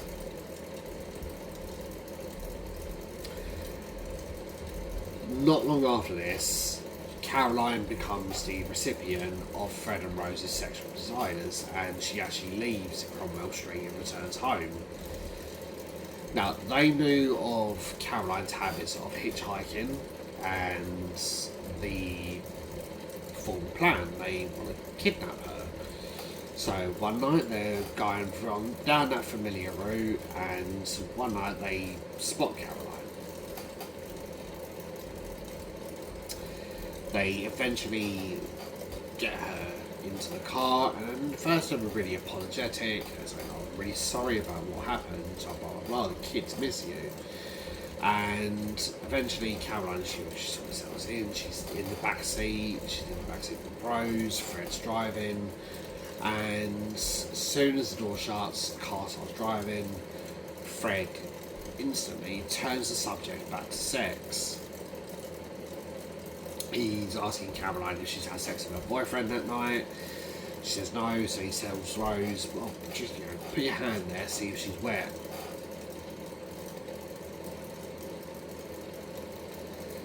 Fred later admitted that the intent of this induction was a rape and the likely murder of Caroline, but his initial incentive was to determine whether his wife would be willing to at least assist him in the abduction. Now, this happened on the 6th of December 1972. They lower her back into the car, like I said. Now, after this, obviously, Rose begins to follow her. And like I said, Fred questions whether she has sex with her boyfriend. Caroline, she's protesting, and Fred stops the car and he refers to Caroline as a bitch, and he repeatedly punches her in the side of the head. She falls unconscious from this, and Rose bounds and gags her, and they return to Cromwell Street with Caroline. She's given a drugged cup of tea to drink, and she's subjected to a prolonged sexual assault in the cellar. Fred makes weird remarks that she has an unusual clitoris. He begins whipping her vagina with a belt. Caroline, she begins screaming, and Rose just sits on her face.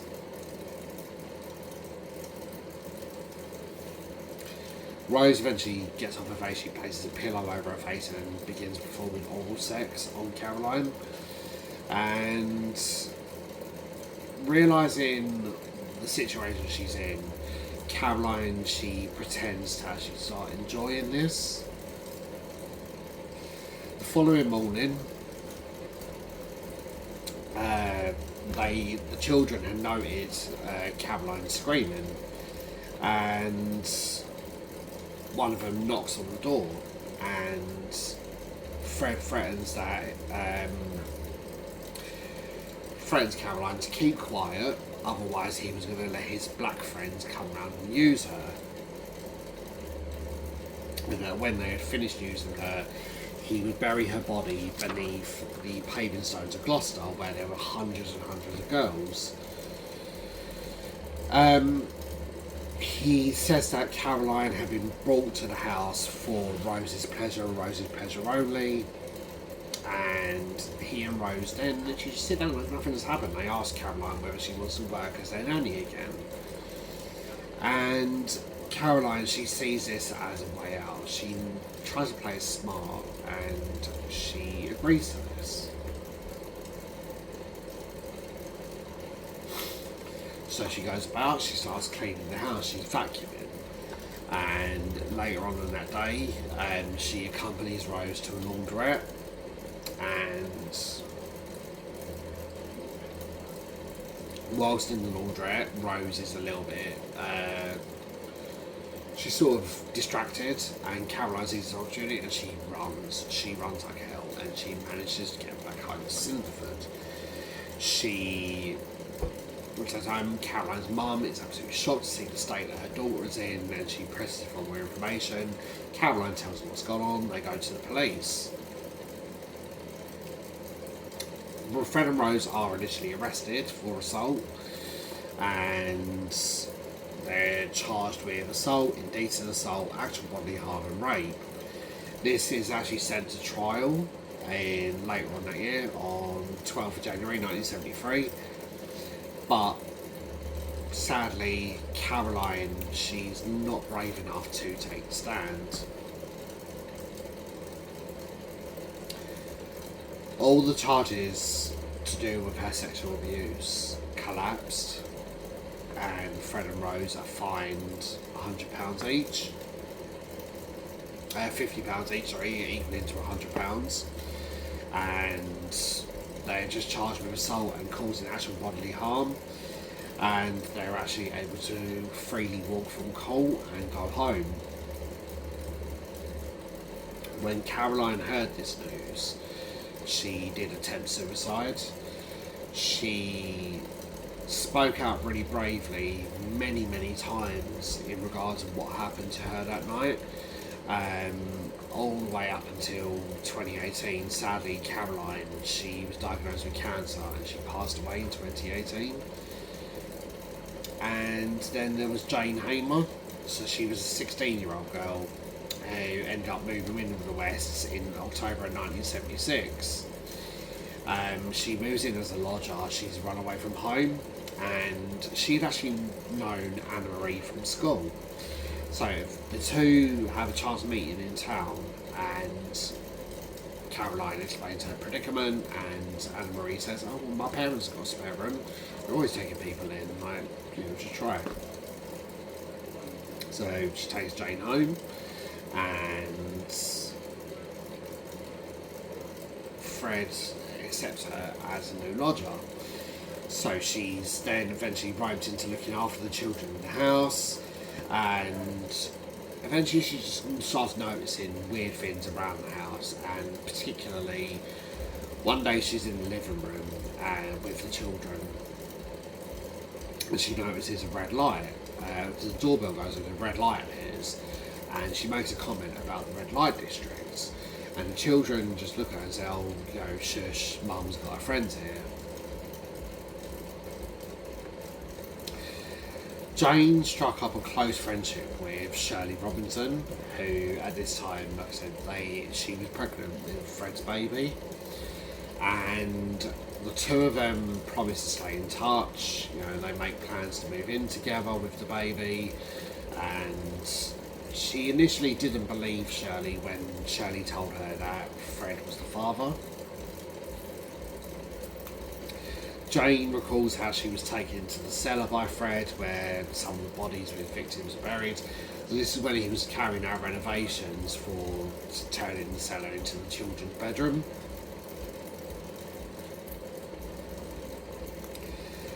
One night, whilst Jane was in her room, she could hear one of the children crying, and she believed this to be Heather. And Heather was begging Fred to stop whatever he was doing. "No, Daddy, please don't." This happened again several times in a row, and Jane discussed this with some of the other lodgers in the house, and one of the lodgers, they are fully aware of Fred's perversions, and they just calmly tell her, "Oh, it's just what he does. He believes it's his right to break his daughters in." So, from that moment on, Jane decides that she's going to move out, and she's quietly starts packing things up, taking it out, until the day that comes that she's got to pay her rent.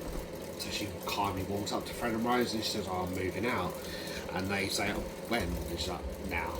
And she picks up the last of her belongings and leaves. This is when obviously she loses contact with Shirley, and she's aware of Shirley's due date. So a little while later, she returns back to the home, and she wants to see if Shirley has had the baby, but also to see if Rose has had her baby. Because, like I said, Rose was pregnant with Tara at the same time, and she's told that Shirley had moved on. And moved out. Obviously, we know at this point Shirley was actually dead, and obviously this really upset Jane. Jane spent the rest of this time from 77 up until 1994. She completely blocked everything out of this time of her life. And all of this come flooding back when the news reports broke in 1994 of the search of Heather, and then when she heard about Shirley, and then when she found out that Teresa Segentar's remains had actually been found in the chimney breast, which was in the room that Jane had slept in. And Jane has given a few interviews about this time in her life, and I believe again this has really broken her spiritually. You can just tell that she's a bit of a broken person. So I really hope that obviously she's had the right help she deserves, and I really hope that obviously Caroline got the help that she needed prior to her passing in 2018. But obviously Caroline was more well known in the field of this case, but I just really wanted to put Jane in there as well.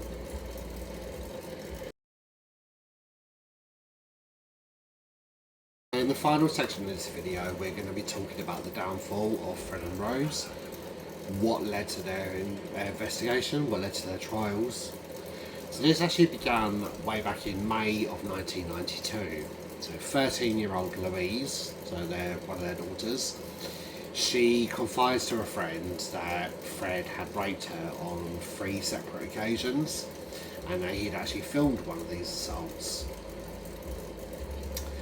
She confides that Rose was fully aware of this, and that Rose had put all the blame on Louise. So on one of the occasions, Louise was asked by Fred to come to a particular room in the house to help him clear some bottles out, and this is where he rapes her. And Rose literally just walks her daughter to the bathroom and says, "Well, you know what he's like," and just hands her a tampon. On other occasions, Fred tells Rose to give Louise an examination, and this is to ensure that Louise had been properly broken in. Louise's friend then confides to her own mother about what has happened, and the mother in turn calls the police. A few days later, investigating officers arrive. They find homemade videotapes of Fred and Rose and their sex lives, but they can't find any proof of the video of Louise. Eventually, the youngest 5 children, so from Tara all the way to Luciana, they are removed from the home and they're placed into care. Fred and Rose, they are arrested, and whilst in care, the children begin divulging information about what had been going on. They include that of Heather's murder, and they start retelling a family joke, about if they misbehaved, they would be put under the patio, 2 down, 3 across.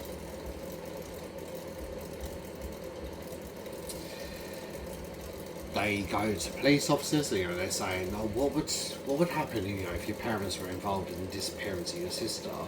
Things like that. So, Fred, he's charged with 3 counts of rape and 1 of buggery, and Rose as an accomplice. She was also charged with child cruelty and inciting her husband to engage in sex with their daughter, and for obstructing the police. They were questioned as to the whereabouts of Heather, and although Fred claimed that Heather was alive and well, initially he claims that she's supported herself through prostitution, but then comes up with this bizarre story, that she's part of the cartel.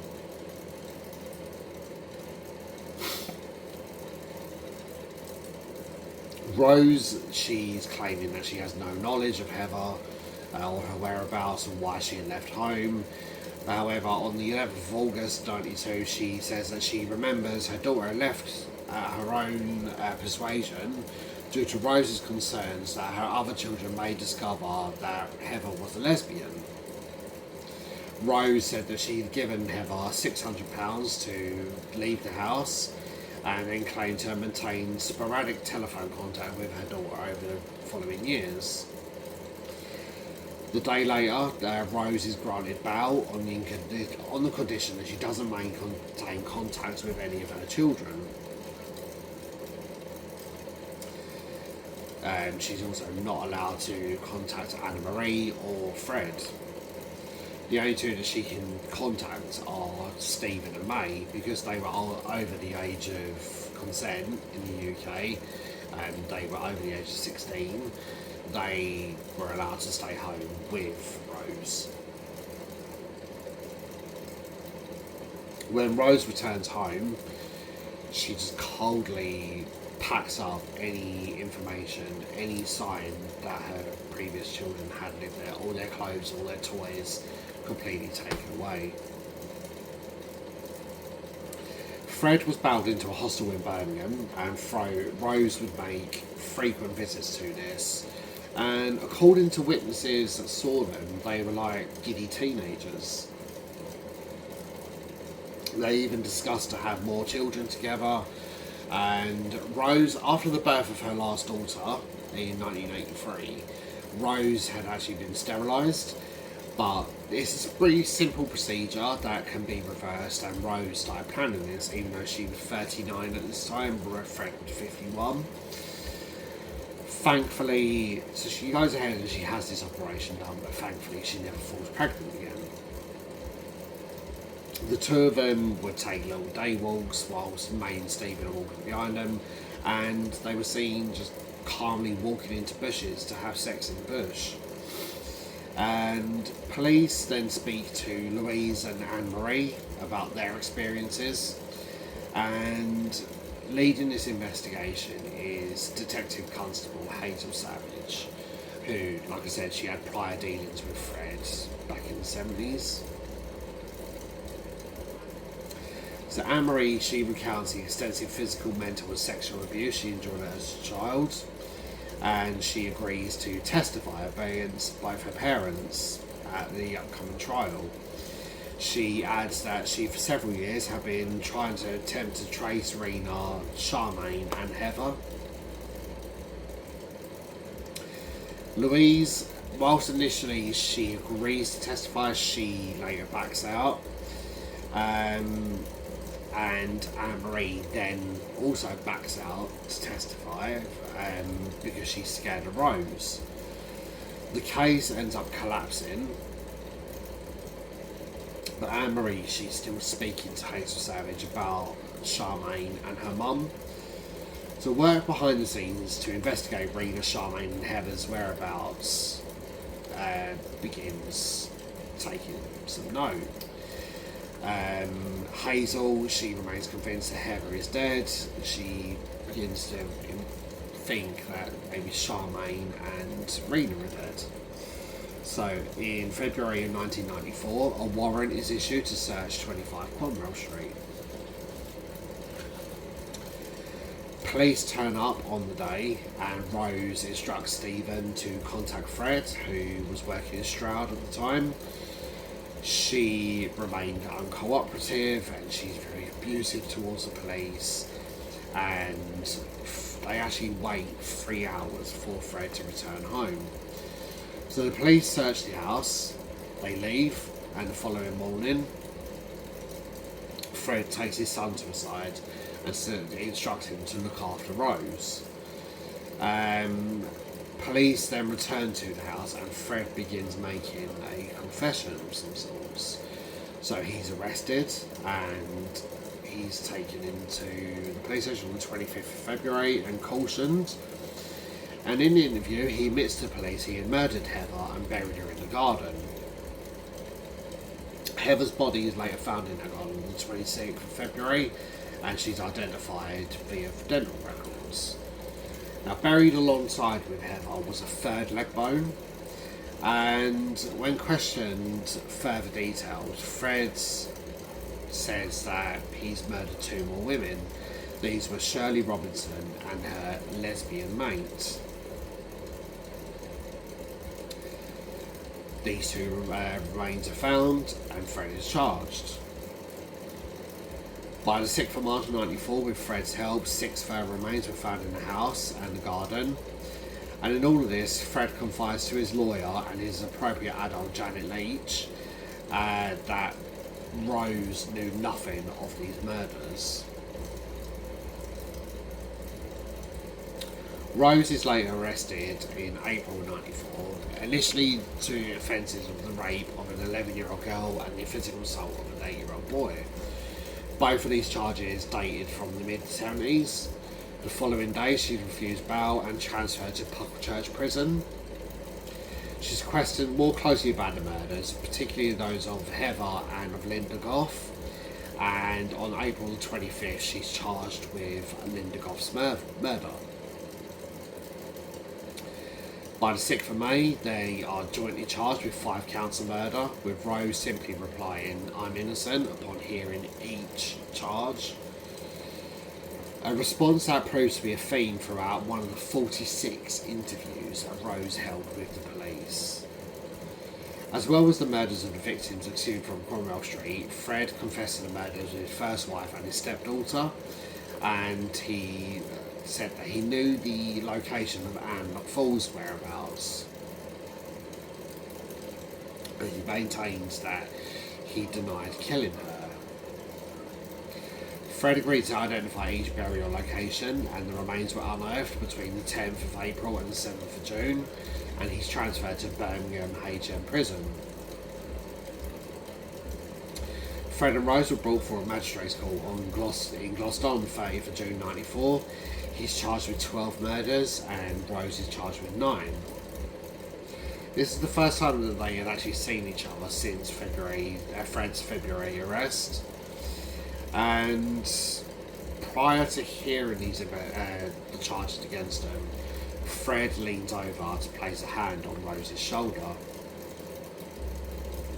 In response, Rose winces in discomfort and she's trying to get away from him. When the guilty verdicts are read out and then led down, Fred again, he makes an attempt to console his wife and she completely gives him the cold shoulder. In response to this, Fred details further information to the police that Rose was a willing accomplice in the murders.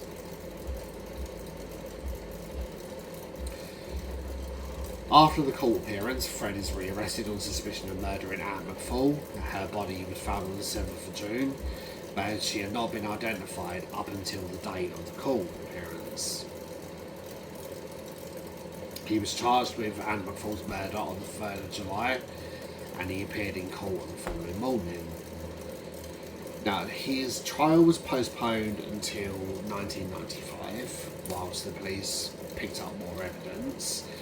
However, on the 1st of January 1995, Fred asphyxiates himself while in his prison cell.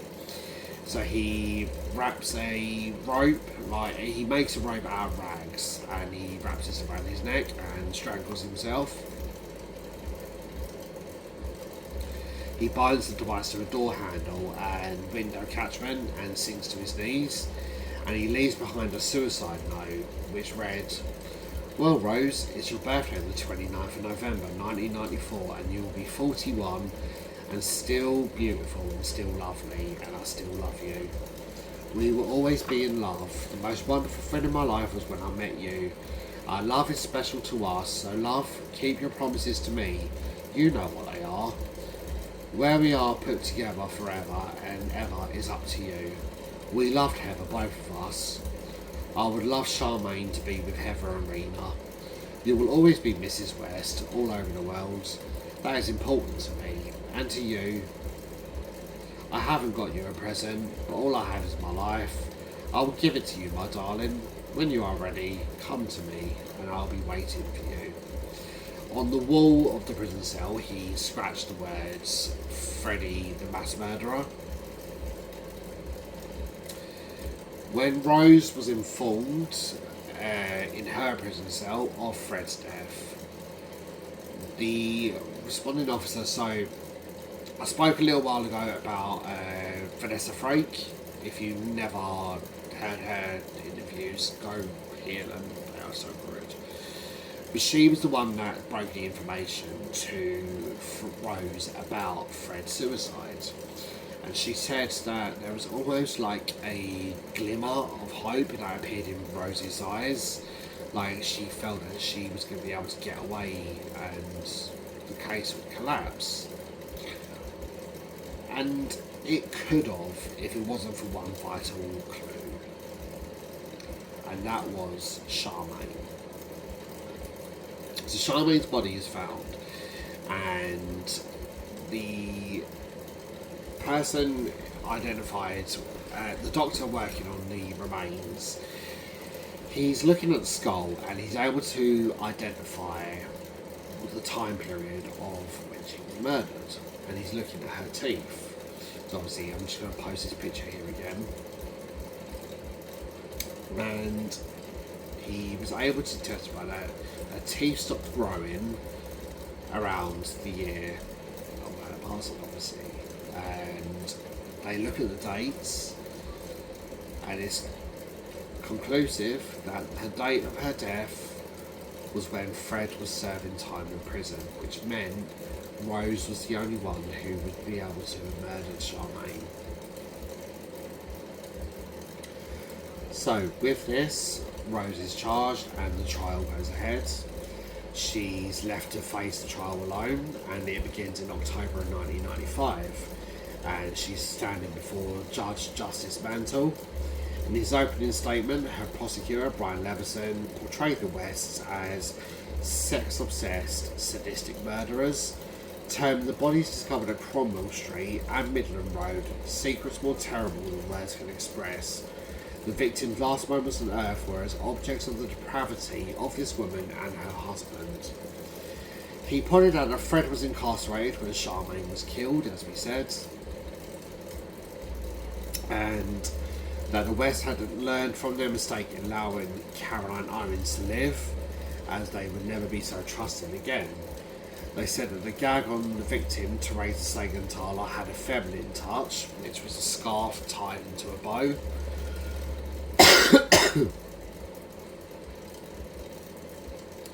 He promised to demonstrate Rose's controlling a sexually sadistic character and her efforts to deflect suspicion about the disappearance of the victims. Witnesses included Cromwell Street lodgers, victims' relatives, Rose's mother Daisy and her sister Glenys. Surviving victims included Anna Marie, Catherine Halliday, who was a former lover of the Wests, Caroline Owens, she appeared to give her testimony. And there was a girl who was given anonymity, so she was 14 years old when she had been assaulted by Fred in 1977, by Fred and Rose, sorry, and she was identified as Miss A.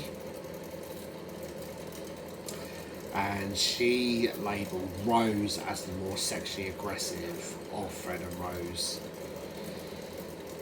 Neighbours described Charmaine's 71 disappearance whilst Fred was in prison, and Rose's casual indifference to Heather's disappearance. Her counsel, Rose's counsel, Richard Ferguson, tried to discredit the prosecution witnesses as either financially exploited in their connection to the case or motivated by grudges. Caroline, she had actually received £20,000 for her story, and she admitted this, but she described his survivor's guilt, and she said that I want to get justice for the girls who didn't make it. I feel like it's my fault. The other person who received a payout for telling the story was Janet Leach, so she was the appropriate adult of Fred. She received also a payment to selling her story. This was brought out in court, and the stress of appearing in court to give her evidence, because Fred had divulged information to her and his solicitor Howard Ogden, and this caused Janet to suffer a stroke whilst in prison. Whilst giving her testimony. Now, after 7 weeks of evidence, the judge, instructed by the jury, emphasised that the circumstantial evidence can be sufficient for finding of guilt, and that if two people had taken part in the murder, the law considers them equal, guilty regardless of which one of them did the deed. On the 21st and the 22nd of November, the jury returned a unanimous guilty verdict for all the 10 murders, calling her crimes appalling and depraved. Justice Mantle sentenced Rose to serve life imprisonment. He emphasised that if the court had listened to what he has detailed, Rose would never see the light of day ever again.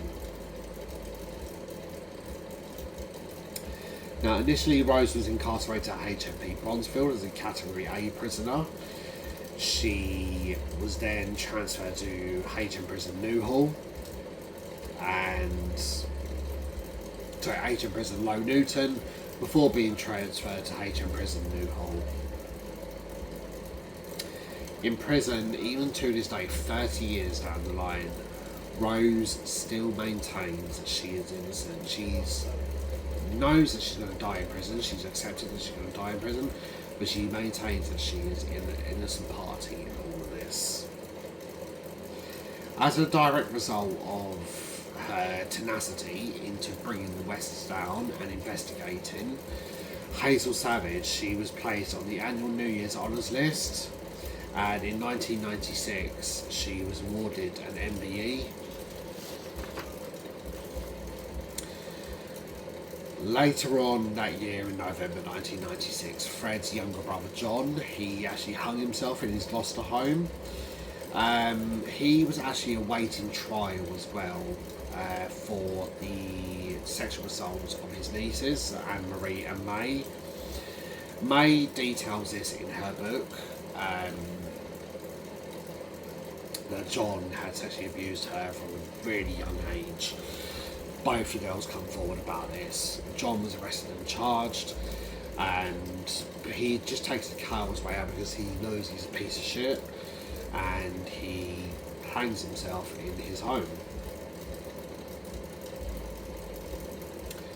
Now, whilst inside, Rose has had several run-ins with other inmates, because obviously no one's going to take kindly to the fact that she killed her own children. She killed an 8-year-old, she abused children, and obviously she helped cover up and took part in the murders of the other women. One person that she did strike up a friendship with originally and embarked on a 6-week relationship with was Myra Hindley. But this was stated to have ended as quick as it came about. Rose remarked that Myra had manipulated her, and which became a really recurring theme with Myra Hindley. She was known to be very, very manipulative. She, back in the 70s, she actually coerced a prison officer into a relationship with her. This woman was called Patricia Cairns. She was a former nun, and Patricia entered into a relationship with Myra, and they formulated an escape plan, and this was all found out later on down the line, and Patricia was also sentenced to prison. Some of the women that have been in prison with Rose, they have detailed that Rose has made several sexual attempts to seduce them on a few occasions. And she's confided when she was in contact, she no longer has contact with any of her children, but for a while she was in contact with May, and she confided to May that, you know, none of the women would talk to her.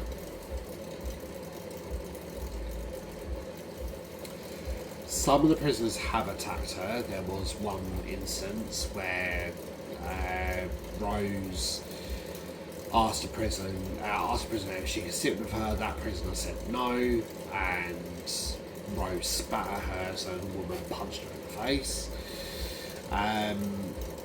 And in 2013, protection for Rose was heightened when she became the target of spree killer Joanna Dennehy.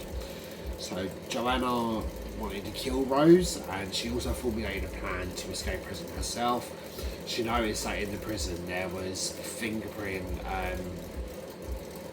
identity markers that would allow access in and out, so she was going to remove the finger of one of the prison officers and use this as an escape plan. But before she did that, she wanted to kill Rose. After May has severed contact with Rose in the middle of her sentence, Rose now only has one frequent visitor. I believe this woman has now passed away. She was quite elderly, but Rose would refer to her as Mum. She's said to be a really avid viewer of Strictly Come Dancing, and one particular year she was asking Mum to put in votes for Kelvin Fletcher, who was an actor from Emmerdale.